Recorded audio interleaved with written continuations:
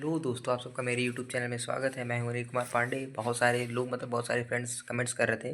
उनका बोर्ड भी आ गया है, आज से 5 दिन रह गया है कि क्या स्ट्रेटजी रहे कि 75% अब रहे जो क्लास 12th वाले बच्चे हैं, तभी ना वो एलिजिबल रहेंगे जेई के लिए। तो देखो भाई, आप सबका एकदम एकदम समय भी आ गया है कि आप लोग को क्या करना चाहिए। एकदम सटीक स्ट्रेटजी के साथ अगर आप लोग काम नहीं करेंगे तो आप लोगों का 75% से कम आना ही आना आता है। चाहे जितना आप लोग कर लें, अगर आप सही स्ट्रेटजी से नहीं चलेंगे तो आप लोग का 75% से एबव आएगा ही नहीं। कोई चाहे जितना बड़ा बन जाए, अपने आप को जो टॉपर रहते हैं तो उनकी बात छोड़ ही दो, वो सब कवर कर ही रहते हैं।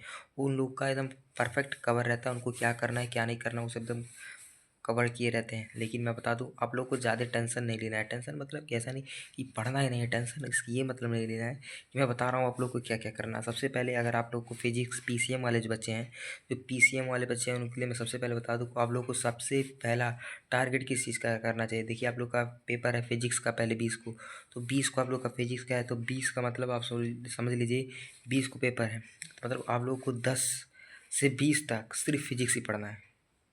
10 से 20 तक सिर्फ फिजिक्स ही पढ़ना है। ऐसा नहीं कि आप लोग इधर जो पढ़ सकते हैं, जो रिवीजन करना था, या तो सारा सिलेबस आप लोग रिवाइज कर सकते हैं, तो 15 तक पूरा का पूरा होल सिलेबस आप रिवाइज कर सकते हैं। अगर कर पा रहे हैं तो कर लीजिए। उसके बाद है तो 15 से 5 दिन कम से कम आपको फिजिक्स को देना है। और फिजिक्स में क्या देना है आप लोगों को, फिजिक्स में ज़्यादा से ज़्यादा आप लोग को डेरिवेशन में ध्यान देना है। डेरिवेशन देना है, न्यूमेरिकल्स देने हैं, और जो मेन मेन पॉइंट्स है उसको याद कर लेना है। बहुत सारे पॉइंट्स को लर्न करना पड़ेगा, नहीं तो आप लोग दे नहीं पाएंगे। क्योंकि जो उसमें जो क्वेश्चन आते हैं वो आप लोग को एकदम डायरेक्ट नहीं रहेगा, लेकिन बजा के वही आसान ही, मतलब आपसे डेरिवेशन ही कराएगा, लेकिन वही कुछ घुमा के डेरिवेशन कराता है। मतलब बहुत सारे चीज़ बता देगा कि कोई एग्जाम्पल देके, लेकिन आपको डेरिवेशन ही कराएगा, वो कराएगा। उसके बाद कुछ इंपॉर्टेंट चैप्टर भी हैं, जैसे वहाँ से आता है मैक्सिमम ज़्यादा। आप लोग सेमी कंडक्टर ध्यान से पढ़ लीजिएगा, क्योंकि सेमी कंडक्टर से जो फॉरवर्ड बायस्ड और रिवर्स बायस्ड है, इससे क्वेश्चन आता ही आता है। कन्फर्म ये 5 नंबर में आता ही आता है। आपसे पूछेगा फॉरवर्ड बाय और रिवर्स बायस्ड का, मतलब आपसे पूछेगा ही पूछेगा। और बहुत सारे इलेक्ट्रिक करंट है, इलेक्ट्रिक करंट से तो आता ही आता है, उसका तो भाई तो कहना ही है। मतलब कोई जो मोस्ट इंपॉर्टेंट चैप्टर है उसका मैं लिस्ट आप लोग को इसके बाद अगली वीडियो में शेयर मैं कर दूंगा। आप लोग को कौन कौन सा चैप्टर है जो फिजिक्स में मोस्ट इंपॉर्टेंट है, उसका मैं वीडियो बना दूंगा। वो सब आप लोग ज़रूर देख लीजिएगा। फिजिक्स का हो गया, उसके बाद आप लोग का केमिस्ट्री का है, तो केमिस्ट्री के लिए कम से कम भाई आप लोग जितना ज़्यादा हो सके आप लोग को ओसी और आईओसी में ध्यान देना है। क्योंकि ओसी और आईओसी आप लोग का ही नंबर देगा। फिजिकल में भी नंबर देता है, मैं मानता हूँ फिजिकल से भी क्वेश्चन आते हैं, लेकिन फिजिकल से जो क्वेश्चन आते हैं वो कंपैरेटिव इजी आते हैं, और जो ओसी से क्वेश्चन आता है वो बहुत ही हार्ड आता है। आप लोग अगर ध्यान से नहीं पढ़ेंगे तो ओसी में आप लोग फेल हो जाएंगे। ओसी में आप लोग को क्या आता है, जैसे कि जो रिएक्शन आते हैं, वो रिएक्शन पहले रिएक्शन पहले ही कर देगा। आप लोग को रिवर्स पूछता है, मतलब बैकवर्ड कहते हैं ना, रिवर्स इंजीनियरिंग कराता है। वही काम होगा कि मतलब प्रोडक्ट दे दिया रहेगा, और रिएक्टेंट पूछेगा, और वो भी उसके साथ पूछेगा कि कैसे आप लोग को कौन कौन सा क्या कहते हैं, कौन कौन कौन सा, मतलब कि किस किस चीज़ से रिएक्शन करा के आपको ये प्रोडक्ट मिलेगा। ऐसे सीधे सीधे पूछ लेता है। उसके बाद आप लोगों से ये भी पूछ लेगा, नेम रिएक्शन तो रट के जाइएगा, क्योंकि नेम रिएक्शन से डायरेक्ट ही क्वेश्चन आते हैं। नेम रिएक्शन से आपको सीधे दे देगा। 5 नंबर में आता ही आता है। तीन तीन नेम रिएक्शन आप लोगों को बताने होते हैं। आप लोग को 3 नेम रिएक्शन पूरा का पूरा आना चाहिए, एकदम रटाना चाहिए। अगर नेम रिएक्शन आप लोग को रटा रहेगा, आप लोग वहाँ पर भी गए होंगे जब ये क्या करने के लिए, जब आप लोग गए होंगे अ, जब आप लोग गए होंगे पूरा प्रैक्टिकल के लिए, तब भी आप लोगों से नेम रिएक्शन ही पूछा जाता है। मैक्सिमम लोगों से नेम रिएक्शन ही पूछते हैं। और अगर आप लोग को फिजिकल में भी पढ़ना है, मतलब आप लोग को ओसी और आईओसी पढ़ने के बाद ओसी आईओसी में कौन सा चैप्टर का है, क्या कहते हैं, कोऑर्डिनेशन कंपाउंड ज़्यादा पढ़ के जाइएगा। कोऑर्डिनेशन कंपाउंड से आता है, और डी एंड एफ ब्लॉक के 2 ही चैप्टर है, coordination compound, D and F block है। डी एंड एफ ब्लॉक से ज़्यादा क्या कहता है, वही ज़्यादा नहीं, बस आप लोग को डी एंड एफ ब्लॉक में ज़्यादा कुछ पॉइंट रहे हैं, लेकिन सबसे ज़्यादा कोऑर्डिनेशन कंपाउंड से आता है। कोऑर्डिनेशन कंपाउंड पहले ये आपका खत्म हो गया। फिजिकल केमिस्ट्री में सोल्यूशन से आता है। सोल्यूशन से ज़्यादा क्वेश्चन जो उधर से आते हैं, जैसे कि आप लोग को बॉइलिंग पॉइंट ये सब पूछता है। और केमिकल काइनेटिक्स तो आता ही आता है, वो जो सीरीज़ वाले जो होते हैं फर्स्ट ऑर्डर निकालने के लिए से आता है। ये सब आप लोग तैयार कर लीजिएगा। बच्चा मैथ का, तो मैथ का भाई आप लोग को कैलकुलस तैयार रहना ही चाहिए। अगर कैलकुलस आप लोग का तैयार नहीं रहेगा तो 35 नंबर का ही कैलकुलस रहता है। ठीक, उसके बाद आगे जाइएगा तो बहुत सारा है, कैलकुलस तैयार कर लीजिए। और आप लोगों को अगर सिर्फ नंबर स्कोर करना है, तो नंबर स्कोर करने के लिए मैं आप लोगों को कुछ चैप्टर बता देता हूँ। जैसे कि पहला चैप्टर है matrix and determinants. Matrix and determinants का क्वेश्चन आता ही आता है।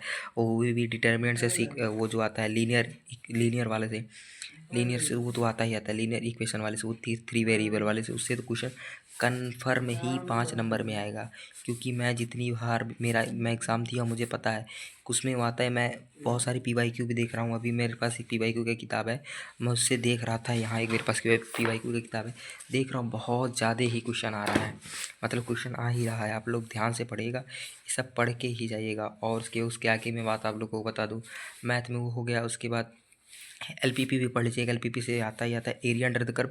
एरिया अंडर द कर्व में ज़्यादा नहीं, बहुत बेसिक ही आता है। आप लोग अगर एरिया अंडर कर्व थोड़ा सा भी पढ़ के चले गए, जैसे आप लोग को कुछ बेसिक जैसे पैराबोला के बारे में पढ़ ली, हाइपरबोला के बारे में पढ़ ली, इलिप्स के बारे में पढ़ ली, ये सब बेसिक डिफिनेशन पढ़ के अगर आप लोग चले गए तो आप लोग उससे रिलेटेड क्वेश्चन आ जाएगा, आप लोग उसको सॉल्व कर लेंगे ईजिली, आप लोग सॉल्व कर लेंगे पैराबोला। इसमें पैनिक मत होइएगा, इसीलिए आप लोग ध्यान से पढ़ेगा। बीच में जो गैप है ना 8-10 दिन आप लोग मैक्सिमम से मैक्सिमम प्रैक्टिस कीजिए। प्रैक्टिस करने के बाद अगर आप लोग कहेंगे तो कुछ मैं इंपॉर्टेंट चैप्टर बता दूंगा जो उसको ज़रूर करके जाएगा, क्योंकि वो उतना ही कर लेंगे।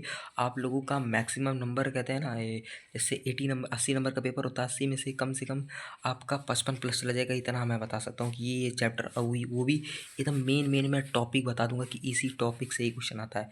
अगर ना माने तो मैं इस बार आप लोग को दिखा दूंगा उस टॉपिक से आता ही आता है क्वेश्चन है, क्योंकि मैं एग्ज़ाम दिया हूँ। उसके बाद मैं PYQ भी आप सॉल्व करता था, उसमें भी मैं एग्ज़ाम दिया तो मेरा वही पता था।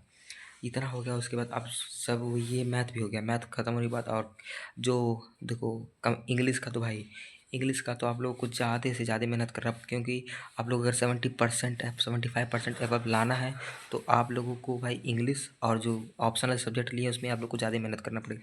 अगर उसमें आप लोग मेहनत नहीं किए भाई तब तो आप लोग का पाई है, क्योंकि वही आप लोग का परसेंटेज ही दिखाता है। क्योंकि ये फिजिक्स केमिस्ट्री मैं तो मानता हूँ परसेंटेज दिखाएगा, परसेंटेज आप लोग का उठाएगा, लेकिन सबसे ज़्यादा परसेंटेज आप लोग का इंग्लिश उठाएगा।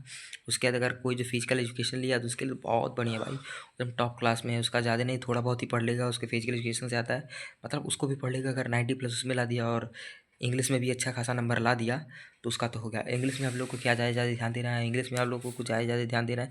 जो राइटिंग स्किल होती है उस पर आपको ज़्यादा से ज़्यादा ध्यान देना है। अगर राइटिंग स्किल आपका अच्छा खासा है और उसके बाद आप लोग जो क्वेश्चन अटैम्प्ट करते हैं वो भी अच्छा खासा है, उसका मैं पेपर के आने से पहले आपको बता दूंगा कि कैसे पेपर अटैम्प्ट करना है। लेकिन अगर आप लोग ज़्यादा से ज़्यादा इंग्लिश और जो ऑप्शनल सब्जेक्ट है उस पर ज़्यादा ध्यान दे दीजिएगा। बीच में जो इधर गैप है, इधर आप लोग चाहें तो उसको ख़त्म कर सकते हैं, क्योंकि अगर इधर अगर नहीं छूना चाहते, अगर उधर गैप है ज़्यादा तो समझ लीजिए इधर छोड़ देंगे तब भी कोई दिक्कत नहीं है। लेकिन आप लोग को ध्यान में रखते हुए ये रखना चाहिए कि मुझे इंग्लिश और जो एक्सटर्नल सब्जेक्ट है आप लोग का उस पर ज़्यादा ध्यान देना है, क्योंकि वही दोनों आपका परसेंटेज उठाएगा। और ठीक है, बस मैं बता दिया हूँ कि आप लोग को क्या क्या करना है। स्ट्रेटजी बता दूँ कि क्या क्या करना है क्या क्या नहीं। जैसे कि देखो आपके पास आज से 20 या 22 दिन बचे हैं, तो 20 या 22 दिन में आप लोग दिन में स्लॉट वाच लो, स्लॉट ले लो कि मतलब कि मुझे इतना देर फिजिक्स पढ़ना है, मतलब पैरेलल तीनों सब्जेक्ट पढ़ो, डेली पैरेलल तीनों सब्जेक्ट पढ़ो।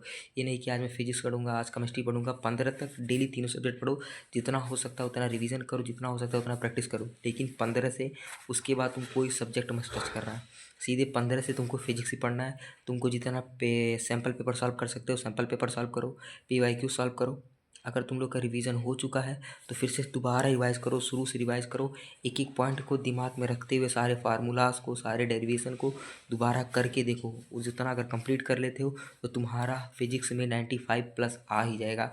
मैं ये गारंटी लिख के देता हूँ, जितना मैं बोलूँ उतना करके जाइए। अगर नहीं आएगा तो मुझसे मेरे पे कमेंट करके बताइए कि नहीं आया है। और फिजिक्स हो गया। केमिस्ट्री का भी कुछ नहीं, केमिस्ट्री का आप लोग को ज़्यादा थ्योरेटिकल पॉइंट्स पे दिमाग देना है।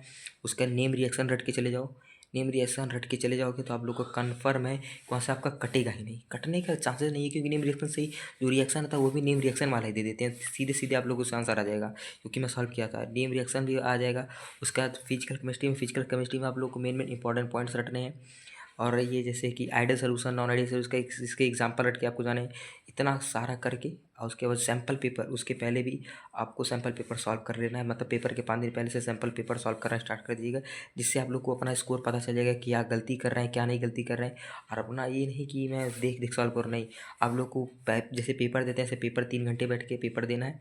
पेपर दीजिएगा, जो गलत होगा वो अपने चेक करके उसको फिर से उसको सही करके फिर से अगला जो पेपर दीजिएगा उसमें ऐसे कीजिएगा, इधर उधर मत घूमिएगा, ठीक है। मैथ में भी ऐसे ही करना है। और फिजिक्स केमिस्ट्री सब में, फिजिक्स केमिस्ट्री मैथ तीनों हो गया। और इंग्लिश में तो कोई बात है, इंग्लिश में तो आप लोग को उसके पहले ही उसका सारा बुक पढ़िए। बुक पढ़ने से ज़्यादा से ज़्यादा जितना आप लोग बुक पढ़ेंगे आप लोग को थ्योरेटिकल पॉइंट्स, मतलब जो क्वेश्चन आंसर करना होगा आप लोग अच्छे से एकदम लिख पाएंगे, नहीं तो नहीं लिख पाएंगे।